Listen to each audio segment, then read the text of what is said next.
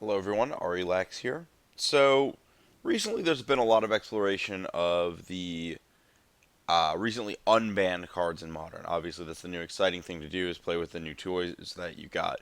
So that's, Sword of the Meek in the context of Thopter Foundry. Jerry Thompson was doing a lot of that. I recorded with Thopter Tron a little bit ago.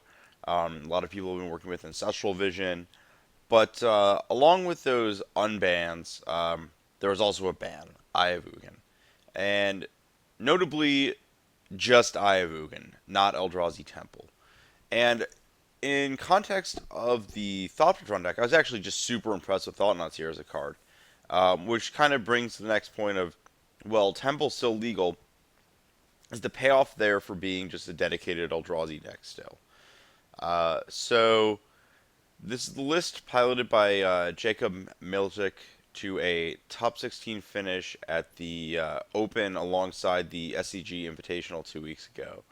And my goal here is to kind of explore what the payoffs are for being the most obvious dedicated Eldrazi deck, and that's green red.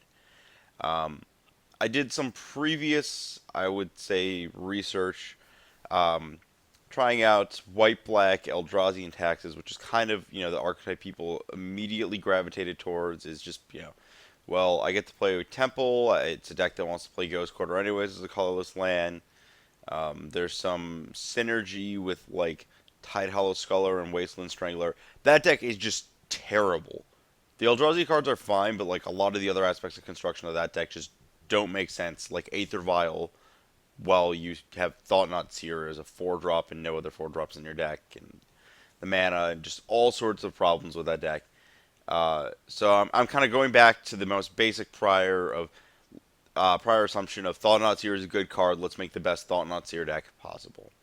And so how do you get to green-red when that's your base assumption of let's make the most linear, best Thought-Knot Seer deck possible?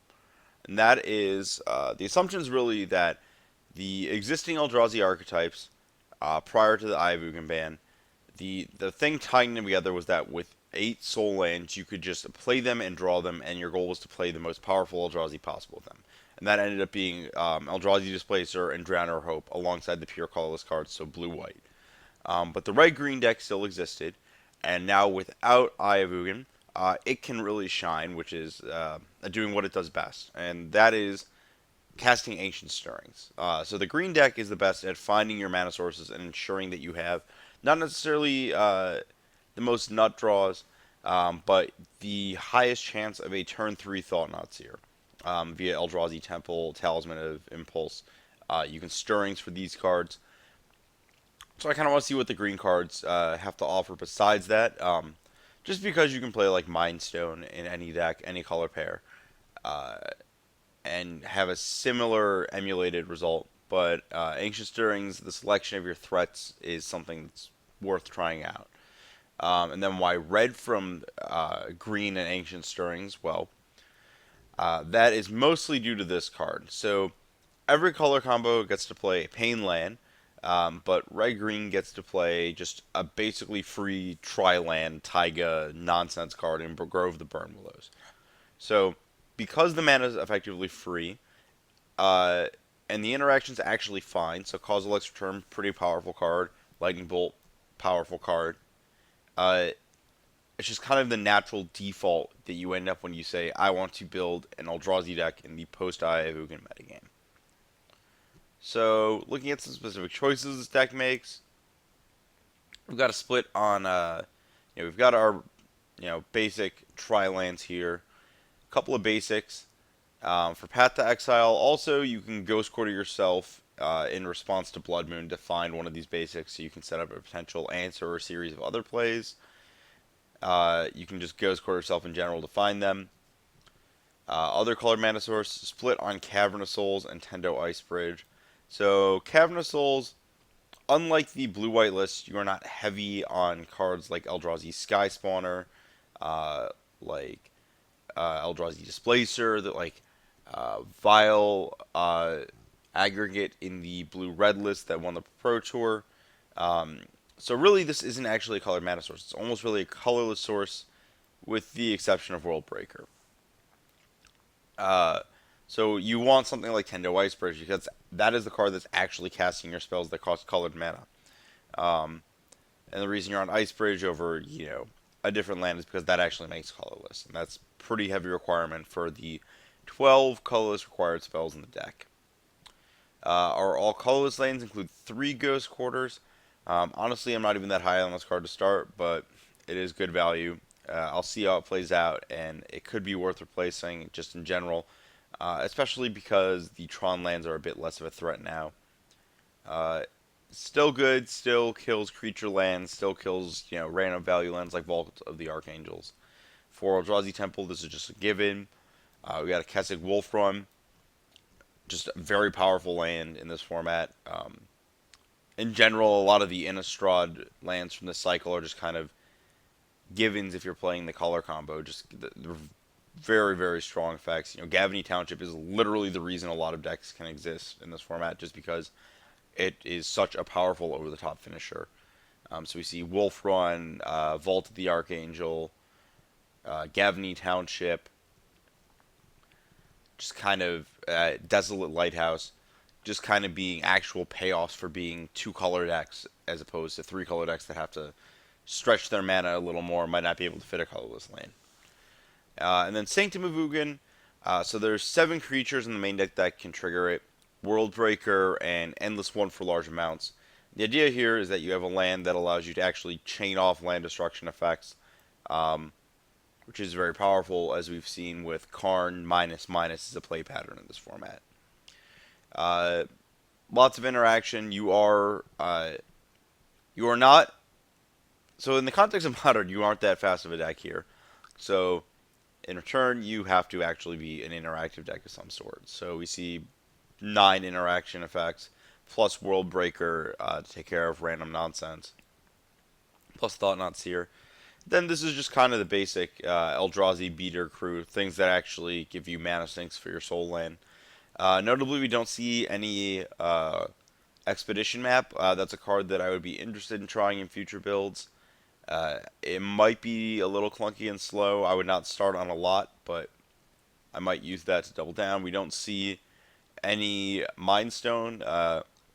Potentially, if you want more Talisman-esque effects and not Expedition Maps, that is a place to look.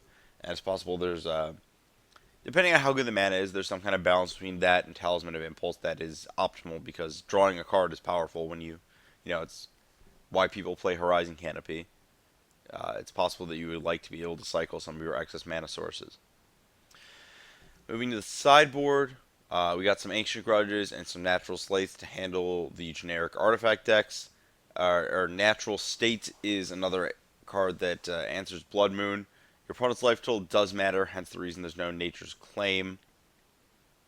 And honestly, the most common cards that you want to kill with Natural State are cards like Blood Moon, and Ensnaring Bridge and Cranial Plating. So the fact that it doesn't destroy higher cost permanents, not that big of a deal here. We've got some Warping Whales. Just this card covers a lot of stuff. You can kill elves in that matchup. You can counter Living End. Just like a very broad utility effect that's pretty important. Pithy Needle, another broad answer. You can board it in against the Lantern decks and name their Codex Shredder. You can board it in against Thopter Foundry decks, name Thopter Foundry. You can board it in. I'm going to keep naming artifacts here, but it goes beyond that. There's just depending on matchup, there's a lot of things you can do with Pithy Needle. This is one of the more unassuming sideboard cards of the format that just handles a lot of things that are otherwise obnoxious for certain decks. We got some anti-burn stuff going on here with Feed the Clans and Spell Skites. The Eldrazi strategy was naturally favored against burn before, but the loss of speed means that you do have to do a little bit of catch up. 4th Worldbreaker for the Go Big matchups, and All Is Dust for most likely Collected Company decks, and other just, build a big board decks, just having some kind of big sweeper. Then Graph Digger's Cage. Again, for Collected Company, the occasional Dredge deck. there's a few just graveyard strategies that bounce around. This card does attack the Griselbrand deck. Right now, honestly, I will say this. I think this card is probably under sideboarded in the format right now, just because of I think that the Collected Company deck is very powerful. I mean, I showed up with it to a Pro Tour before knowing that Eldrazi was going to be that good, which means that even like it was accidentally a good deck against Eldrazi too, but like I think people think of it as a deck from the Eldrazi winter because that was when it had its first real breakout success. But if you actually look, it was already a deck that was on its way up before then in the hands of Logan Mize, and it's a deck that really deserves this kind of respect. It's very powerful, very fast, very consistent. So the one thing worth noting, there's no additional pyroclasm effects in this sideboard, and that's something I might be interested in moving forward. Cheap answers, though you do have Lightning Bolt and Kozilek's Return. Uh, there are decks where you just want to have a critical mass of those effects, and being able to go up to 5 or 6 would be nice. So uh, this deck, though not as powerful as it used to be, is likely still going to produce some powerful hands. And I want to know how consistent, the goal of this right now, how consistent is this now? And how much wiggle room is there? Do you have to be an Ancient Stirrings list? Or can we move back towards a, you know, mid-rangier list like the very first Eldrazi decks were prior to Oath of the Gatewatch? Or is there potentially another color that pairs, you know, do you need Grove of the Burn Willows to make the mana functional? Things like that are what I'm going to try to get out of this. And also just really get a metric and see whether the cards around Thought-Knot Seer are enough to be a dedicated Eldrazi deck, or whether it's really just that Thought-Knot Seer is such a good card that you should be able to build a normal Magic deck to include it and not be a dedicated Eldrazi deck.